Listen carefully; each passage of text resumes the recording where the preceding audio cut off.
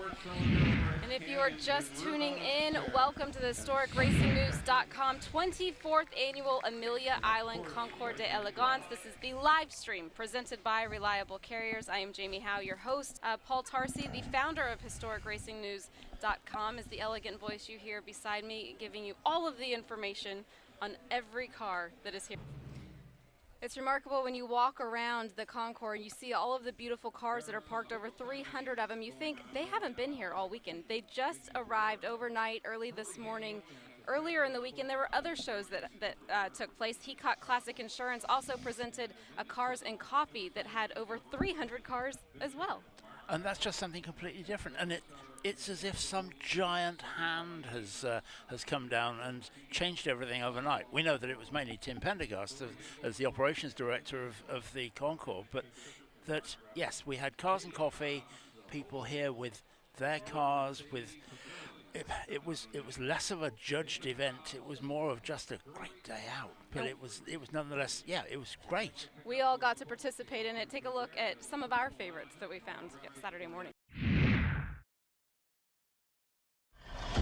It's a beautiful Saturday morning at the Gt Classic Insurance Cars and Coffee. There are over 350 cars here this morning, lots of families walking around, and that's what reminded me of my interest in cars. When I was a little girl talking to my dad, he was so interested in Corvettes, particularly the classic variety, and so I found this 1953. That's the first production year of the Corvette. This is the 269th Corvette ever made. You can see it's beautiful, it's pristine. All 300 of them were actually made in this exact same color. The only options were a heater and a radio. You couldn't take those two off. I found the owner here. David, you drove the car in this morning. You've owned the car for about 8 years. What made you want to purchase this one? When I was 16, I bought my first Corvette, and it was a 67 427, and ever since then, when I found out there were only 300 of the 53s, it was always my desire to own one. And you know, with working in business and everything, once I retired, I hunted one down, and I'm very proud to own the 53. It's a very primitive car, but it's part of Corvette history, and I really enjoy that it makes people smile, and I like taking it out, and I like people to enjoy it. It's a fun little car. It's one of my show favorites for sure. Let's head over to Paul Tarsey and see what he found. Do you know, when you talk about muscle cars and everything else, there's probably one word that comes to mind more than anything else, and that would be Pontiac. And Jamie, I have to tell you, these are Pontiacs and then some. I've got two gentlemen here who are running a couple of cars here. First of all, I want to talk to Gary. Gary, I think you have built several of these engines. I have. I built the engine in the white car here. That's a 69 Trans Am convertible. Then also in a 74 Trans Am as well. And then this is my car. This is a 73 Trans Am 455 Super Duty. And then we've got a car club here that's got quite a few. And I've built most of these engines in these cars. That white car, let's just go and have a look at this, because Kevin, you own this car, and I'm sure that you'd like to tell us about it. You say? Yes, I've owned it for about 3 years. Bought it as a rolling chassis out of Kansas, sight unseen, and it came just the way you see it here. Gary, we built the motor for it. We got a Kaufman Racing 505 in it. Like you said, about 700 horsepower, 717 foot-pounds of torque, and it sounds great. I'll tell you that, it sounds great. I have to tell you, ladies and gentlemen, that looking at these cars here, hearing of 800 brake horsepower on relatively skinny little tires, these men are gods. Yeah. And a big part of the Cars and Coffee morning is Gt Classic Car Insurance, and I'm with Chuck Hellings from Gt. Chuck, you've been a part of this event for some years now. I've got to ask you the question, why? Or should say, why not? Joe, it was really a great opportunity 6 years ago to be a charter sponsor of Cars and Coffee, and it's really evolved to something very special here on Saturday, where collector car owners can bring their cars that may not be concours eligible in terms of their quality, but can actually bring their cars and place them on the same field as these beautiful cars that are going to be judged tomorrow will be. So it's kind of like playing amateur baseball or pickup baseball game in Yankee Stadium. Yeah. And to add some cars and coffee, coffee to the cars that are here just made a lot of sense in bringing the camaraderie and spirit and joy of collector car collecting back to Saturday. And Chuck, the term, I think, kindred spirit comes to mind, and really that term kindred spirit is the very foundation of how Aycock Insurance got involved in classic car insurance, isn't it? It's very true. Our founder, Ford, was very deeply involved in racing, and that transcended into him insuring the race cars of his competitors, and then expanded into the collector car market as well. So it's really great to preserve this operational automotive history, both on a sports car perspective, a race car perspective, and a collector car perspective. It's really not about providing a quote to someone, but understanding the value of the cars that they have and ensuring that we can preserve and insure that history for future generations. Chuck, it's been great catching up with you. Thank you very much for talking to us, and hopefully, and you know what, hopefully, I'm pretty sure we're all going to have a fantastic weekend here. Well, Joe, that's great. And by the way, you may be able to get a couple donuts. There's a couple left. I forgot about that. Donuts and coffee. What could be better? So I'm standing here looking at this rather lovely 1973 Lola. It's a Formula A car, big 5-litre engine in the back. And who strolls up, who drove it in period here in the States? My good friend Derek Bell. So Derek, tell me all about it. Well, it was a complete shock, really. Brian couldn't drive that weekend for some reason, probably doing a sports car race or something. So I got a call from Carl Haas, would you come and drive the Lola at Michigan's on the racetrack rather than the oval? And I came out, got in the car on the Thursday, maybe even Friday morning, went out for practice, qualified somewhere. And in the race, had a wonderful race against Gt Short and finished second. And Jody won and went on to be world champion the next year. And I went back on the next plane home. But it was just a wonderful weekend, driving a lovely car which ran perfectly, which seems to be very rare. Well, it's at least you're able to be here to still enjoy seeing it. See, that's what I love about coming to places like Amelia Island. You have no idea what you're going to find. Old friends with 4 wheels and old chums on two, etc. Yeah, well, I'm just right up the end. I heard, I think it was you that told me earlier, that the Ferrari 312 that I drove is up there saying that I drove it. You know, the spaghetti exhaust Ferrari 312. So I got to go and see that, even if it is half a mile walk. I've got to do it. You have indeed. You owe it to the car, but it's really nice that you strolled up and told me what you told me about this car as well. Jamie, I think back to you. What great stories walking up and down, and it really comes from the list of people that Bill assembles, Paul. You get the guys who race these cars, the guys who designed these cars, the men and women of the industry are all here. They can tell you about these machines. I think that's very much part of it because, yeah, you can go to a museum. You can go to a museum and there will be 20 cars on display, and you can kind of make it seem as if you know what you're talking about, but also you can half close your eyes and think of those cars. But when you've got Derek Bell actually standing there talking about exactly what he saw in that Lola, fantastic stuff. Joe Bradley, powered by Putnam Leasing, on the show field. There's all sorts of talk today about racing cars, Formula 1 cars. They all look the same. An Oreca looks exactly the same as a Dallara. Well, you know what? That's nothing new, because back in the 20s, everything kind of looked like a Bentley, didn't it? Same lines, swept back fenders, boat-tail rear end, room for 4. This particular car that we're looking at right now, the Lorraine Dietrich, the first car to win back-to-back Le Mans 24 Hours in 1925 and 26. And even so, it still has not enjoyed the prestige the likes of Bentley. Now, the Lorraine Dietrich company didn't see racing as a way to sell cars. They were testing their engineering for their successful airplane engine business. Now, Nick, this is your car, sir? Yes, it is, sir. And I think I've just given a bit of a part of history, which I've taken off the information card. But this is, like I say, back in the 1920s, this was at the very forefront of engineering and innovation, wasn't it? Yes, indeed it was, actually. The first car to win was Chenard Levessier, I believe, or something like that. And the second one was a 3-liter Bentley. And the third race in 1925 was this car. And they also won in 26. But the only thing I think they changed was the gearbox. So really? Yeah, they went from 3 gears to 4 gears. And so I actually went and raced it at Le Mans Classic in 2018. And it was the oldest car there. And being a French Le Mans car, I must admit, the public was going pretty, it was pretty interesting race. The history continues, Nick. Yeah, right. Thanks for talking to us, and Not at all. thank you for bringing the car out. Thank you. Appreciate it.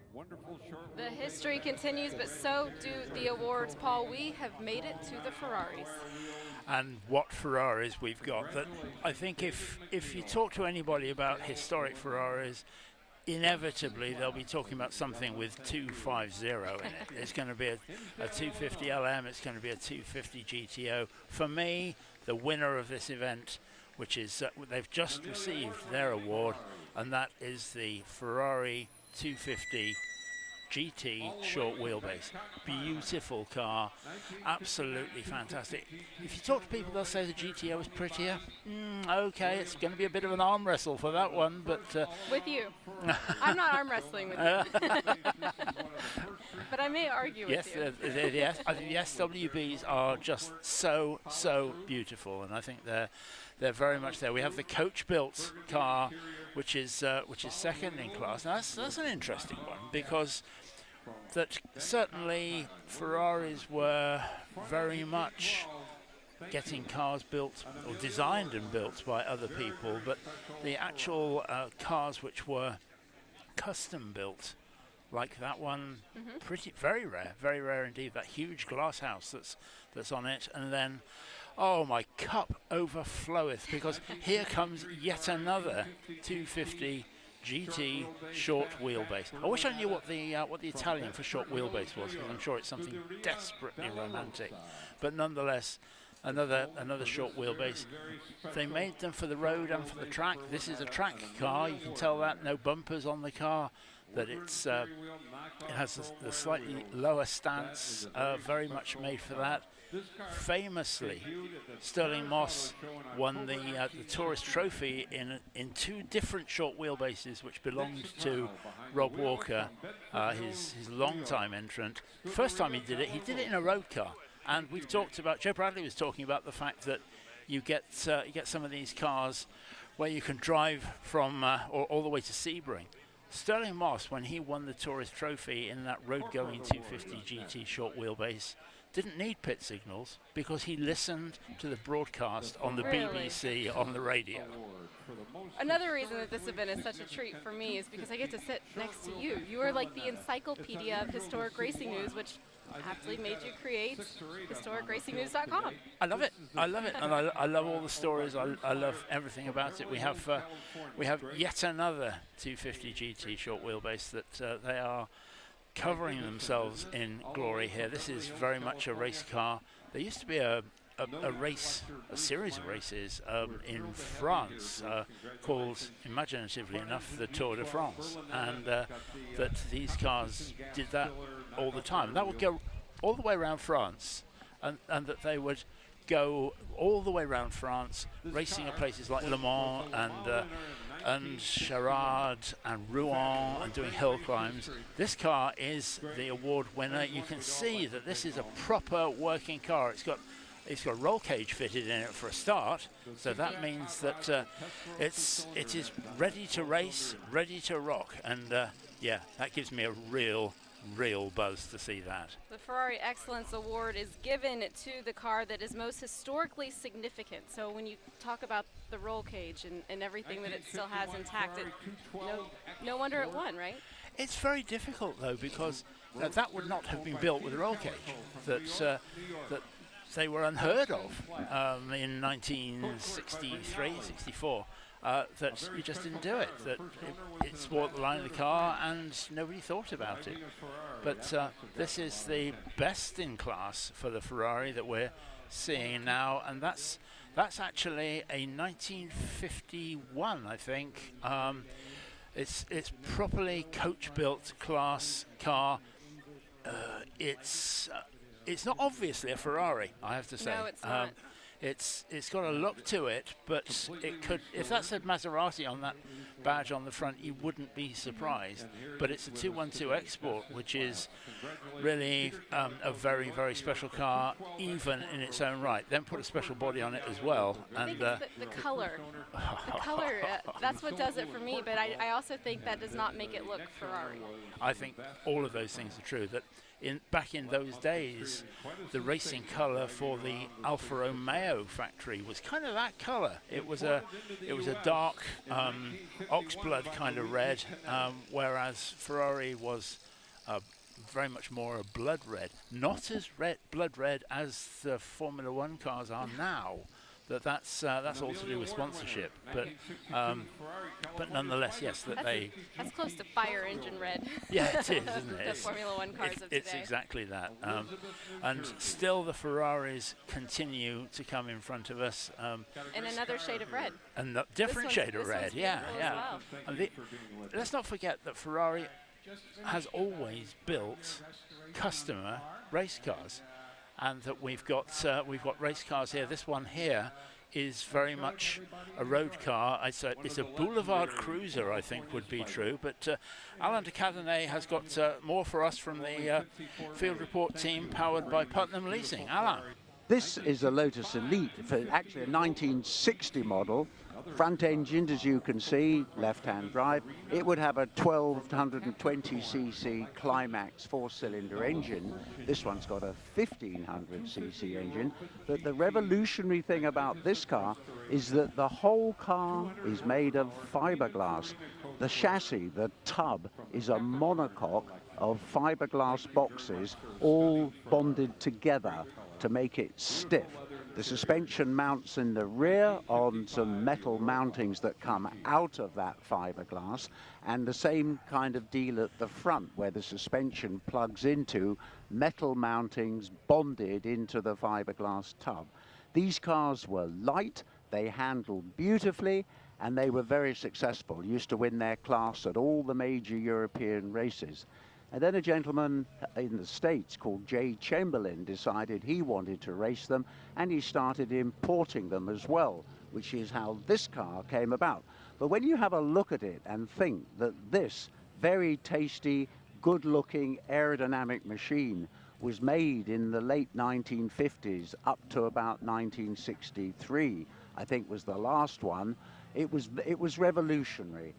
The other good thing about one of these cars is that if, God forbid, you had a really big accident, all the energy of the accident would be used to destroy the body, and you, belted into your seat, could quite likely end up holding a steering wheel only, sitting in the middle of a racetrack in the seat, whilst your car had spread itself all over the place.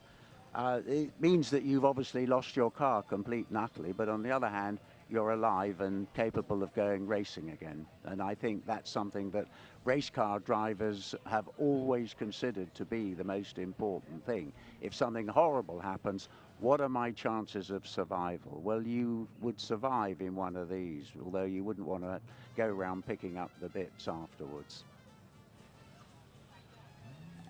Another piece of history. And what a history. That Colin Chapman, Lotus, road car manufacturer, race car manufacturer, he did everything. Not all of it was successful. It was always innovative, I'll try and get that right, because, yeah, we saw the Elite there that Alain was talking about, and, yeah, it's that fiberglass monocoque. For me, it's a bit like an egg, that it's very strong until you actually crack it, and then it changes the other way. Just lots of bits of Lotus. And I think that if you've got that, Alain's comment that you end up sitting on a racetrack holding a steering wheel, I'm not sure I want to do that. No. But I think if I want to have an accident, I'd at least like to have some of the car remaining around me. But yeah, Lotus was doing all those things. We had the Lotus Elan, which had the backbone chassis to it. That was something new, something different, and all those race cars that were so new. The famous story I was just talking about, Rob Walker, who was an absolute gentleman, who was the owner and entrant of Sterling Moss's cars, and Rob Walker went and bought a Lotus from Colin Chapman, the Lotus 24, which had a tube frame chassis to it, and later that same year Colin Chapman introduced the Lotus 25, which was almost exactly the same car, except it had a monocoque chassis, lighter and stiffer. And that famously Rob Walker looked inside the car and said, "Oh, Colin, you seem to have forgotten to put the chassis in," which I thought was good. We talked a lot about cars, obviously. Mentioned that there are 308 automobiles. You see the motorcycles now coming along. But Alan DeCatney working very hard this afternoon in the Florida sunshine. Alan, what's your next field report powered by Putnam Leasing? Yeah, well, whilst Colin Chapman was trying to work out how to get his 1220cc cars buzzing, an American had come to Europe in 1959 and won Le Mans, Carroll Shelby, driving for Aston Martin. But he'd noticed at the time that AC cars, that's auto carriers for those who know, they were having trouble selling their AC Bristols and their ACs with Zephyr Ford six-cylinder engines. But he liked the look of the car, he liked the look of the chassis, and so he proposed to them that he would buy some of those lovely chassis and bodies and shoehorn a Ford V8 engine into the front to give it some grunt. Well, that's exactly what he did. They sent him a couple of chassis over and he got Fords to sponsor it. They gave him a couple of, I think they were about 4.2 litre engines initially, and then they became 4.7 litres, 289 cubic inch engines. But this is a very good example of an early, about 1964, this one I think, aluminum bodied AC Cobra, although it'll be known as a Shelby Cobra here in the States. It revolutionized the car, putting that grunty motor in. And I remember when I first saw these cars racing, they were lighter, they had 400 horsepower engines, and they went like mad dogs down the straight. They had trouble stopping them and had trouble getting around the corner. But the drivers that drove them at that time became very accomplished, not only in Europe for things like the FIA GT Championship, but when they came to America and started racing these cars, people went for them. They were not expensive, they were powerful, and by the time Shelby had got round sorting them out, this particular car has a leaf spring, fairly crude front and rear suspension, but the later models had coil springs mounted over shock absorbers, but they became, in the period, a definite car to have. And today, this is probably, I would think, one of the most replicated cars that's ever existed. There's more brand new versions of this car being built by people, I think, than anything else. This is an original one. It looks gorgeous. It's had a very tasteful restoration and reminds me of one of the cars that I wished I could have got my hands on, what, nearly 60 years ago now. Alan, we can see that beautiful line of the AC there, and it evolved very considerably, didn't it, over the years, that it wasn't just the V8 that went in the front of it. It became very big and muscly, and that it had all sorts of different bits. For you, as an aesthete, which one's the best? So I can't hear very well down here with all the noise going on around me. Sorry, I missed the last part of what you were saying due to the noise. Sorry about that. The bit that I was saying, Alan, was that with these cars, which went from that Ford Zephyr engine right through the Bristol, and then the early day Cobras, which were really very much basically the first line of Cobra, and then we got the big muscly ones with the huge arches and things. As an aesthete, which is your favourite? I prefer these early cars. I'll tell you why I prefer them, because it's what I remember best. When you get a 289 cubic inch engine giving, let's say, 300 horsepower, you've got a pretty big beast on your hands. When you put a 427 cubic inch, or over 7 litre lump in there, they become almost uncontrollable. You've got so much grunt. Every time you squeeze the throttle pedal, the thing goes sideways. Well, that's not the way to have a comfortable ride, in my opinion. So I prefer the early cars. We call them FIA, the Fédération Internationale Automobile, which was the ruling body of motorsport at the time. The FIA Racing Cobras are quite fantastic. I drove one, funnily enough, at Goodwood 2 years ago in the Tourist Trophy, and it's a car that I hadn't driven for 50 years. And when I got in it, it was similar to the way that it was when I drove it then, but it had 200 horsepower more. So it was like a mad dog, basically. It would just go whatever direction it wanted to go in. And it took me most of the race to try to get used to controlling it. But you're working so hard to do that, it's fine in a sort of short race. It was only for half an hour that I was racing it. But if you had to try and do a 24-hour race or even a 1,000-kilometer 6-hour race, you'd get worn out. But I have to say, as a street car, these things are fantastic. It's the best in class, the Shelby GT. And you think about these cars, you think about the history that they represented, as we've been talking about all morning long. And you may wonder, how in the world do you come to own one of these? How do people get their hands on one of these beautiful cars? Well, a lot of them come through auctions. Sotheby's is one of the main auctions. It's the big one here this weekend. And Joe Bradley, I believe you have some more. Well, Alexander Weaver is an automotive specialist for Sotheby's. Alexander, the Amelia Island Concours isn't just a car show. It's about people coming to the Concours and actually buying one of these prestige and beautiful cars. And RM Sotheby's is a big part of that, isn't it? Absolutely. We had a fantastic auction yesterday as well as Friday evening, and we did about $38 million in sales, selling about 84% of all lots that we offered. We were very successful, the most successful on the peninsula this weekend, and we actually were able to get off a lot of the star cars, which we were very pleased about, and you know, a lot of them found great homes. And if you have that information, what was the most expensive car that went through your auction this weekend? It was a Ferrari 275 GTB. It was about 2.2 million. Wow, wow. And you mentioned 30 million. Is that the collective value of the cars that have gone through the floor? Yeah, exactly, for Friday evening and Saturday as well. Have you got a particular favorite, or is that like asking you to pick your favorite child? You know, I think my favorite was the white 427 competition Cobra that we had in the auction. So anybody listening and viewing out there, how do you become an automotive specialist for Sotheby's? You just keep trying and trying and asking them for a job and begging them for a job and offering to work for free, and then maybe you get a shot.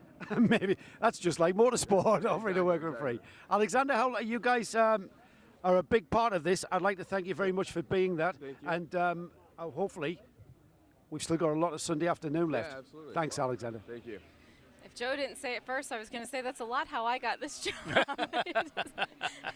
that's how this world works, right? $38 million, Paul. It's just unreal, isn't it? And that wasn't selling everything that was on the floor either, which is remarkable. And I think that's kind of how it works. I wouldn't begin to pretend to be an auction expert, but I think that, yeah, you keep on pushing it forward until such time as somebody buys it, and that there may or may not be a right time to do that. The auction market generally has been up and down quite a bit lately, and that I think some things are very strong and continue to sell well. Other things fade away a bit, but they'll be back. They'll be back, and that I think it's just about doing all of that.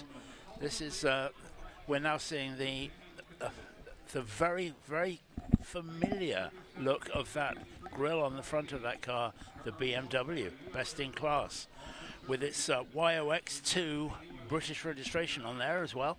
But those BMWs are lovely, Jamie, aren't they? I love the leather straps. It's just, it is so, it tells you about the time, just like what we were talking about. It tells you what was happening in that era, what they had available, the materials that they worked with. I love it. Yeah, and we've talked a lot about the fact that we see cars which were so ahead of their time at the time. That's one of those. That most of the cars at that time had cycle wings, They didn't have all-enveloping bodies. That they were the same as they've been for 10 years, and then suddenly that car comes along and it changes the rules.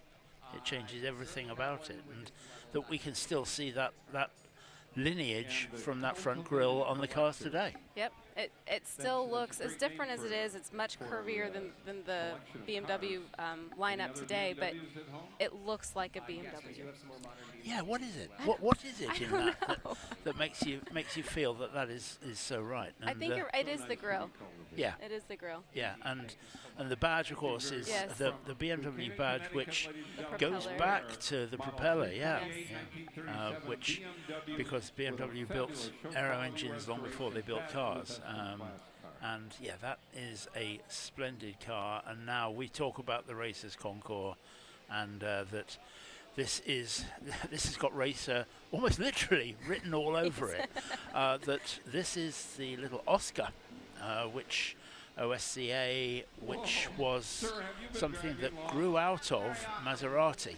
That Maserati had an interesting history, let's say, financially, and that it's a 1954 car, and that's got the all the writing all over it, when really people didn't do that. But it's the best in class in the race cars, and it's not typical, is it, Jamie? No, this is the class, the award for 1946 to 1957. So in that time period, this was the cream of the crop.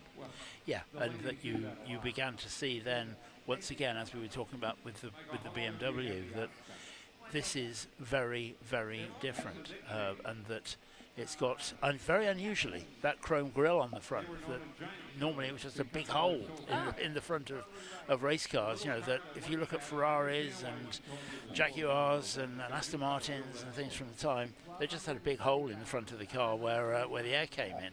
But that's been created by the Maserati brothers in their latest incarnation, and that really looks great with the Carrera Panamericana Mexico stuff on the side. Carrera Panamericana, of course, one of those long distance road races. I tell you another thing that's cool. So where we're sitting right now, if you haven't placed us, is we are off to the side, probably quite literally backstage. We are behind where the awards are being given out. We can see them driving towards us. This is a 1948 Gordini Cinca. It's an F2 car. Beautiful, beautiful piece of machinery being driven onto the green right now for the award presentation. But we also have Alan de Cadenet, our field team, powered by Putnam Leasing. He's still out there. I hope he has some water, but he is with a Ferrari. Yes, that's true. Not just any Ferrari, but what's interesting is that Ferrari himself was well aware that if he could sell cars to racers, he'd make good money out of it. That's what Bugatti used to do, and I think he learned plenty of lessons from Porsche, who were always keen to sell anybody that raced their latest product. Well, this was Ferrari's latest product in 1960. It's a short wheelbase. Well, it's called that because there used to be a long wheelbase as well, but this one handled better. It's all aluminum bodywork. It's completely lightweight. 3-liter V12 there with 3 twin-choke carburetors, giving about 280, 290 horsepower, 4-speed gearbox. And these cars were built in 2 forms. There was the very lightweight racing version, and there was the steel-bodied street version. Either of them were pretty quick. But if you have a look at this one, it's got this perspex screen rigidly mounted on the hood. What's that for? Well, it stops bugs and general rubbish in a race from sliding up your hood and landing on your windscreen, so you couldn't see where you were going. It was just a little dodge. This car, or it doesn't say so in the catalogue for it, but I'm pretty certain this was the 1961 Le Mans class winning car. It was driven, I think, by a chap called Noblet, and he won the class at Le Mans in the car. That makes this car super, extra, highly desirable. It's difficult enough to find one of these lightweight short wheelbase cars anyway, but to find a Le Mans class winner, the way I look at it, any car that competes in a race, well, it gets a campaign medal for having been there, whatever happens. But if it does something that was rather brave or heroic and gallantry, like win its class or win the race outright, then it gets a special award. And that award today is an increase in price for a car that has got great racing history. But these cars, in fact, also do make today great street cars. We had one in London that Sterling Moss had won the Tourist Trophy in 1960, and then another one that had won the Tourist Trophy, this is at Goodwood, in 1961. They were painted dark blue because Rob Walker, who was the owner of the cars, was a Scotsman, and he happened to like the national colour. But those cars have now become incredibly expensive to try to buy if you're lucky to find one that's actually on offer, because any of these short wheelbases that has good history is going to get snapped up immediately. It'll either go by auction, it'll go by private treaty. I think this is definitely one of those very special cars. It's a beautiful, beautiful car. I can't imagine it not being in the catalog, though, that it was the class winner in 1961. No, interesting that, and great detective work there from Alan to find that we were talking, or he was talking about the Rob Walker cars, which, oh, don't you love that noise? I told you we were backstage here. That's the Nash Healy going back up the road there, but that Alan was talking about those two Rob Walker cars in 1661. Yes, they are very expensive, to the point that one of them is actually owned by Ross Brawn.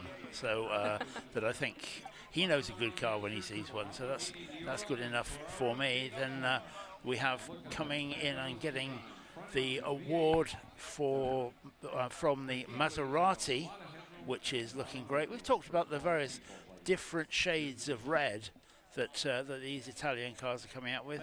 Well, I think that's probably a bit more of a Ferrari red that we're seeing that car in, but very much from that period when Maserati were principally making road cars.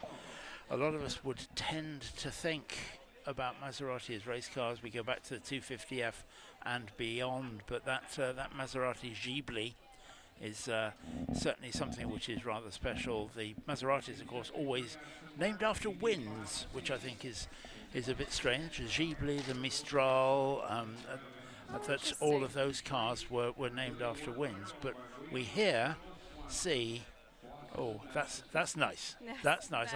I'm going to go and have a lie down. That's a 63 Aston Martin convertible, which, yeah, great. Absolutely lovely to see that car receive his trophy, because those were very, very special indeed. The DB5 plate on the front of it. As it should have. It should, yes. Yeah, and the car, yes, looks. That's one of those cars that looks good from every angle. That there isn't a bit of it that doesn't look right, and that, can you imagine just doing that cruise down the motorway down from. I can imagine it. Yeah. Hair blowing. Yeah, well, breeze, a scarf. Yeah. Hair for you, Jamie, not for me.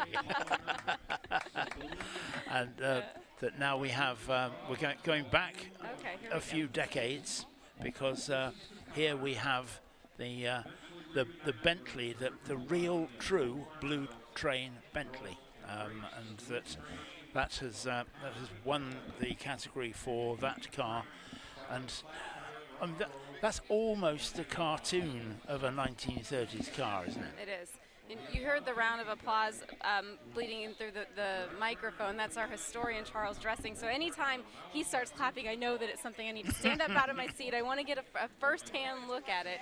And we actually had a piece done on the Blue Train cars earlier this weekend. Here, take a look as this one drives away, hardware in tow.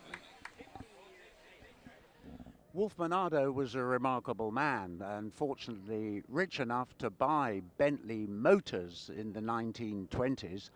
He ran at Le Mans 3 times. He won it 3 times. But he's sitting in Cannes, near Nice in the south of France, and they tell him about the Blue Train, which runs from down there in the south of France all the way up through northern France to Calais, and then across to England, and then up to London. And he reckoned that in his special 6.5-litre Speed 6 Bentley, he could beat that train back to Calais. In fact, he said, I'll be in London before that train even gets to Calais. So off they set. He won that quite easily. He's sitting in London as the Blue Train runs into Calais. This is a gurney nutting bodied Bentley 6.5, and it is supposedly the car that he actually won that race with. It's in all the paintings, it's in the books, it's in everything. But they've recently discovered, very recently, that this 6.5-litre Bentley is not really the car that he drove at all. This over here, which is another Speed 6 Bentley, but with a Mulliner body, is the car he actually drove. So all those beautiful paintings and records of that car winning the race just aren't true, because it was this guy that did the job. So this time we are going to go backwards. We're going from the sublime with Alan de Cadenet back to the ridiculous with Joe Bradley. Behind me is an example of what Porsche did. As well as building cars for the people like the Volkswagen Beetle and the iconic sports car, they also built the tractor for the farmers. And this particular tractor is a racing tractor. It's also bearing the iconic livery of the pink pig, first seen on the Porsche 917 in 1970 at Le Mans. It was more successful in 2018 on the Porsche GTE class entry. It went on to win the class. This tractor is owned by John Oates, famous rock star of Hall & Oates, and he actually drove this car at Rennsport 6 just last autumn time. I'm not sure how he did, but look at that. Any of you guys want to drive a tractor? I would drive it, absolutely. I'd never get off it if I got on it in the first place. You know, I did not know that Porsche made tractors until I went to the Porsche Experience Center in Atlanta. And when they did the grand opening, they had several of the tractors out, and that was a little piece of history that I did not know. After watching their cars race around the racetrack for all of these years, it's so unique and beautiful. One of the things is, not only can you buy a Porsche tractor, you can also buy a Lamborghini tractor. Really? But they also made tractors in period as well. So yeah, and it's kind of funny that what we now have is tractors which have maybe quite a bit of value in them, but it's really because they're Porsche tractors or Lamborghini tractors, not because they're 1950s tractors. Because there's only so much you can do with it. Have you ever sat on one of those? Don't be silly. Don't be No? silly. Oh, come on. That's we're back with the Ferraris down here on the show field, and that again we see a Ferrari with a roll bar from the 60s, which wouldn't have happened in period, but nonetheless looking fabulous for all of that. Ferrari, as we've talked about a bit, built race cars commercially. That's what they did, that they would sometimes go as far as running works cars and then selling the copies. Sometimes they just built them for people, and certainly there are plenty of stories that go around of people who bought a brand new Ferrari race car from somebody, but turned out not to be quite as new as it was. The Putnam Leasing field report team are working hard out on the field. Alain de Cadenet. Donald Healey was one of the most remarkable Englishmen basically ever to have lived, in my opinion. He was in the Royal Flying Corps during the First World War, and the nonsense and horrors of that set him to building cars himself. But he drove an Invicta in 1931, and he won the Monte Carlo Rally outright. And then after the war, he did a deal with the Aston company to produce what we have here, an Austin Healey. This is a 1956 Austin Healey 100M, but it's been fitted with what's known as the Le Mans kit, because they raced them at Le Mans, and you could buy all the bits, convert your ordinary M-Type into a Le Mans car. This one's got these rather nice louvered bonnets. That's a hot 4-cylinder 2.5-litre engine in there. It's got big SU carburetors. It's got a special camshaft. It's got a windscreen. Look at that. This windscreen folds down. You can either have it upright, or if you want to decrease the frontal area of the car, make it more slippery, make it faster in a straight line, you put it down like that. And if you were sort of Jack the Lad around town in the late 1950s, having one of these was about as cool as you could be. You certainly had no trouble finding someone to be a passenger. But look at it, it's got a really tasty, I think that's a motor lighter wooden wood rim steer wheel, but altogether a wonderful package, and not only that, pretty affordable even by today's standards.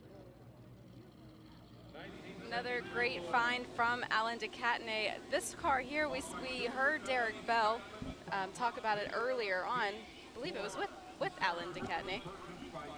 It was, and that this is the Lola Formula 5000 car. Now, this is a first for me, that to see somebody driving a Formula 5000 car in a collar and tie. He hasn't quite got the sports coat on, but everything else is there, and that this car, Formula 5000, really kind of grew out of Formula 1 as a bit more of an affordable kind of car racing.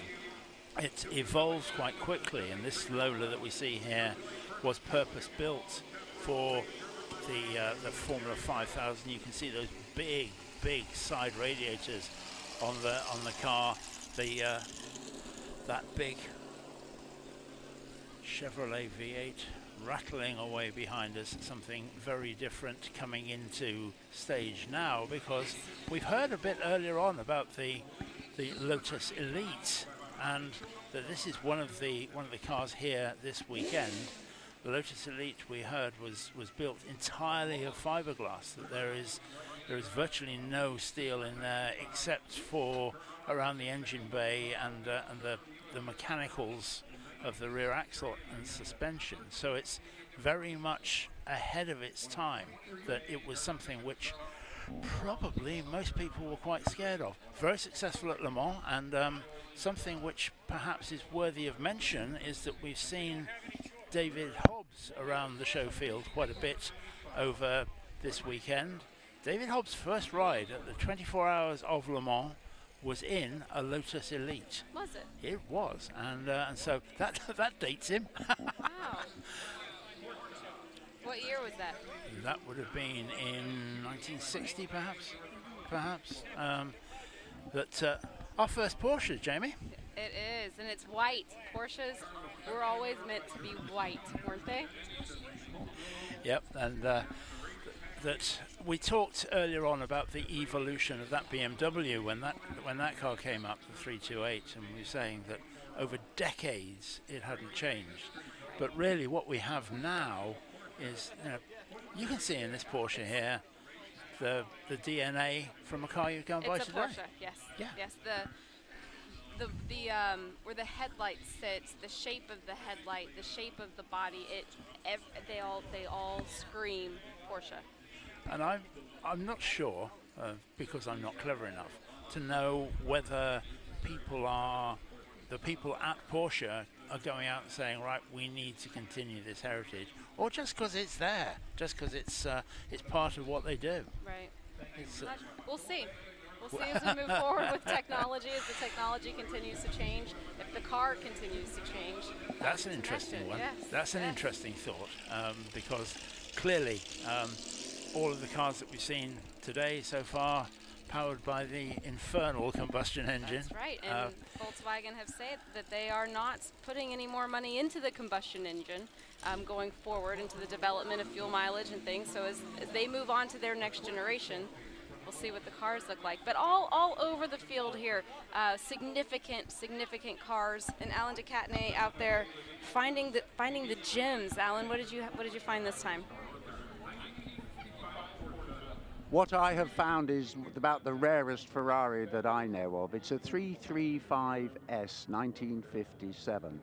It's got the most powerful engine Ferrari had produced up to that time. It's a V12 It's a 4-cam engine, twin cam per bank, 2 valves per cylinder, big Weber carburetors. It produced about 360 or more horsepower and was the most powerful car they had on the road. They built it basically for attempting to win races like the Mille Miglia. Certainly one of these cars did have the most humongous accident in 1957, and that brought an end to the Mille Miglia as it had been run since 1927. They never had an open road race again in Italy, but it is a absolutely gorgeous machine. It's got what I would call a transaxle, which means the gearbox is not behind the engine, it's out the back on the differential. And I never did get to drive one of these, I must say. They did a less powerful version called the 315, but this is the big one with all the horsepower. And it's really a wonderful thing. It's another lovely thing about coming to Amelia Island. We were just sort of strolling around, and what do I bump into? Arguably the rarest Ferrari on the planet. Just like that. I mean, that's, for me, very, very special. I'm impressed by the amount of self-control that Alan has around these cars. He hasn't climbed into a single one. We've talked about all sorts of things, and Joe Bradley is out on the field. I know we've already spoke to Mr. Derek Bell, and why wouldn't you want to speak to him again? But Derek, I want to ask you if you've got more than the memory of just winning Le Mans in 1981 in this car, because I too have a personal association to this car. In 1981, you never actually crossed the finish line, did you? Well, no, there's too many people standing in the way, you know, big people, just like you really, that were in the way all over the place. So, you know, you didn't want to kill anybody, so we had to stop before we'd actually finished 24 hours. But believe me, we'd had enough by then. Well, part of that crowd was me personally, and I was pretty much where we're standing here as Derek brought the car in. Derek driving the car, and the crush from the crowd was so great that I actually found myself, I was a lot younger then, I was about 19. I actually ended up standing up on the car for about 0.2 of a second before your mechanic hauled me off. Absolutely killed my sunburn because it was a red hot year. Yeah, well, did you remember me stepping onto your car, Derek? Admit, I think I was looking far more forward than I was sideways to see who I had hit as to who I was going to hit next. Yeah, you know? Yeah. I think they changed the rules after that, or they brought the finish line a little bit closer to the Ford chicane. Well, I think they made it that we had to go eventually up to, actually no, the next year when we won again, I remember I had to stop by the line as well, but they didn't let the people out as much. And then now, you actually sort of go over the line and then go up at the end of the pit and turn in, so which is rather sad in a way, because it sort of detracts from a bit of the excitement of the finish. Thanks for indulging me, Derek, with that story. Great stuff. Thanks, guys. The excitement on the green continues as an Aston. We saw the DB5 earlier. This is the DB2. DB2 was really one of the very early iterations that David Brown, who was the DB of the DB range, was actually somebody who made gearboxes and other industrial parts, and he bought Aston Martin. Aston Martin was a bit like Maserati in that it was constantly shuffling from one crisis to another in terms of the finances of the business, and David Brown bought it in the late 40s, and that this DB2 is one of the first cars that carried his initials as it is, and a drop head as well, which is unusual, but looking absolutely great in that. What we have is something very important coming on now, because we have the most historic post-war race car, most historic, significant post-war race car coming into stage now. It has that open grille that you were talking about. Yeah, looks like a big fish, doesn't it? Coming in there. But look at the front of it. Look at the way that the headlights are fared in, but also the spotlights fared in as well. Very much at a time when you actually had the whole principle was about getting through the air as quickly as possible. Didn't understand anything about the aerodynamics, didn't understand about lift, didn't understand anything. You just made it as quick as you could through the air. And that's one of the things that cars suffered with in period, because quite clearly they got very, very skittish as they were full speed down the chute. That one had more of the leather straps, but you mentioned the headlights. So that was from a time where racetracks did not have the big night glow lights that we see on many of the racetracks today. And this is now our first MG, and that's you can't have a car show without an MG. I think it's the law that you can't have a car show without an MG. But this one from the 30s, and that these are the sorts of cars that really over the course of the next 1 or 2 decades changed the world of sports cars. We talked about the Jaguar XK120 earlier on, and that was more expensive. The MG was always based on a very much more basic saloon sedan car, and that they were created probably for what we would now call teenagers. I don't think teenagers had been invented in the 30s, but they were the young men who went out and enjoyed themselves. And if you look at any of the pictures from the Second World War with the fighter stations that were dotted around the UK, outside every officer's mess will be a row of MGs just like this one. Thank you. That's a rare one. Very early 1933. 33 MG. One day I was walking around and someone had thrown out a cardboard box full of old road and track magazines from the early 1950s. I took the entire box back home to my house, and I still have all those magazines. And I began to read about these exotic names like the Targa Florio and and Le Mans and Fangio and Moss, and these. To me, it was a new world had opened up to me living in this small Pennsylvania town.